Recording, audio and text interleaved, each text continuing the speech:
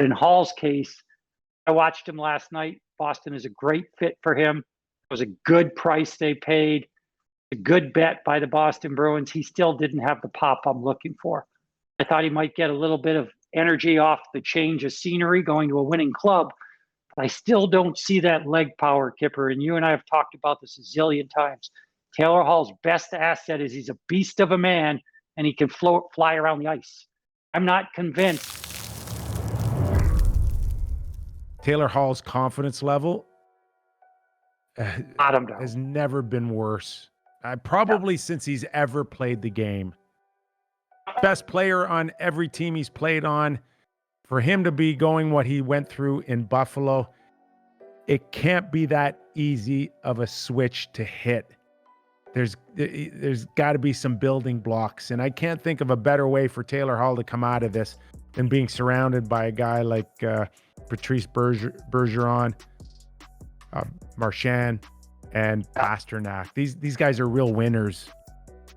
They certainly have the room to help him out significantly.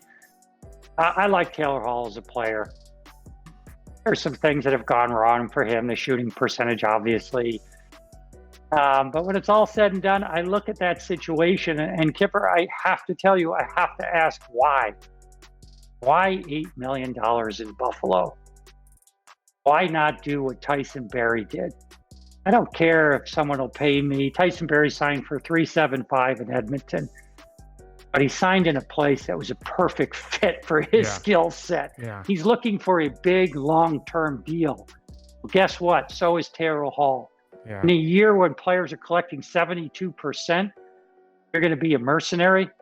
To me, this whole season was ill-fated. I hope he can save it. But I look at that decision and say, boy, I wish I could have been a fly on the wall in that conversation, because I would have grabbed Taylor Hall and said, I'm sorry, Buffalo looks like they have promise. They have a great centerman, but they're not going to win a lot.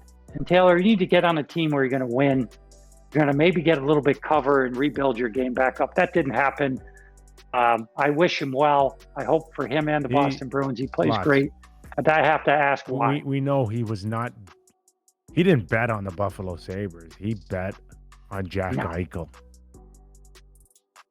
Yeah. And that's a fair statement. No one saw Jack Eichel having that miserable of a season. It's quite shocking, to be quite honest with you, that he struggled, then everybody else struggled.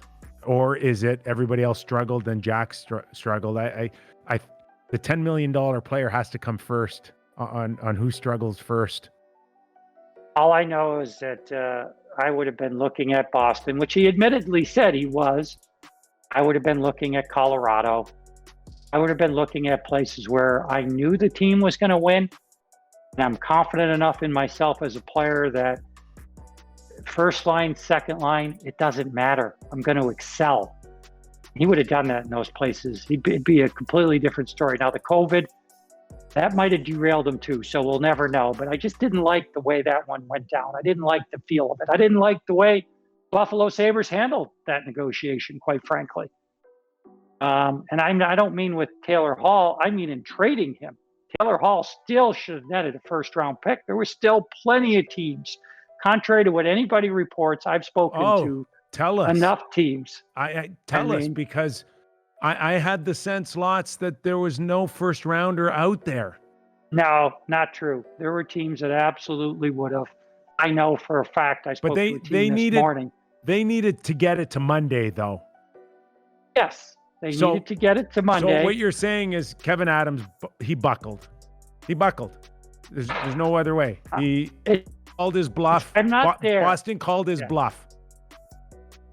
The part I took exception with for the Buffalo Sabres organization, this is multi-million-dollar business.